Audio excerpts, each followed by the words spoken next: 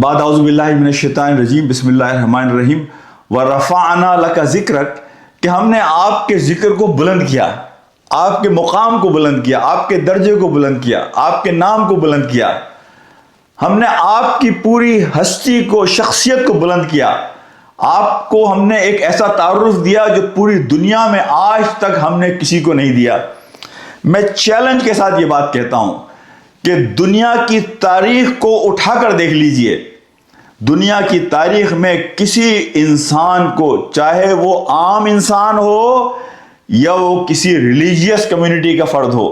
اللہ نے کسی انسان کو وہ مقام نہیں دیا، وہ عزت نہیں دی، وہ وقار نہیں دیا،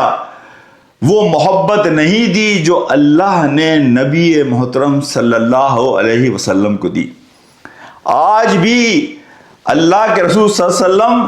اربوں انسانوں کے دلوں میں جیتے ہیں اور ان پر حکومت کرتے ہیں۔ آج بھی ایک مسلمان یہ سوچ نہیں سکتا کہ نبی پاک صلی اللہ علیہ وسلم کے بارے میں کوئی توہین کرے اور وہ اسے برداشت کرے۔ آج بھی اربوں انسان ایسے ہیں جو اپنی زندگی کا آخری قطرہ اور سانس اللہ کے رسول کی عزت اور وقار اور ان سے محبت ثابت کرنے کے لیے، لگانے کے لیے تیار ہیں۔ مجھے آج یاد آتے ہیں ابو سفیان رضی اللہ تعالیٰ عنہ، وہی کہتے تھے ساری زندگی اللہ کے رسول کے دشمن رہے، فتح مکہ کے بعد مسلمان ہوئے تو ان کی شہادت یہ تھی، میں نے دنیا کے بڑے بڑے بادشاہوں کو وزٹ کیا ہے، میں نے بڑے بڑے طاقتور لوگوں کو دیکھا ہے،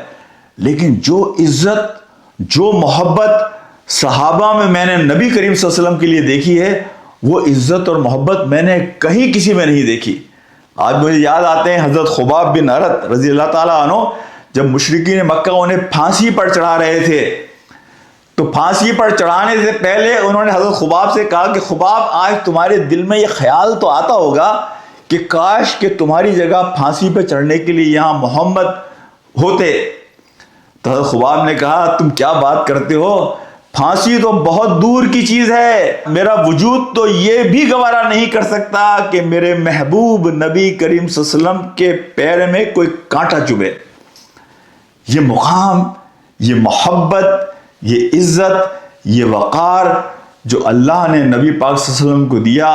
وَرَفَعْنَا لَكَ ذِكْرَكَ، اس آیت کی تفسیر ہے۔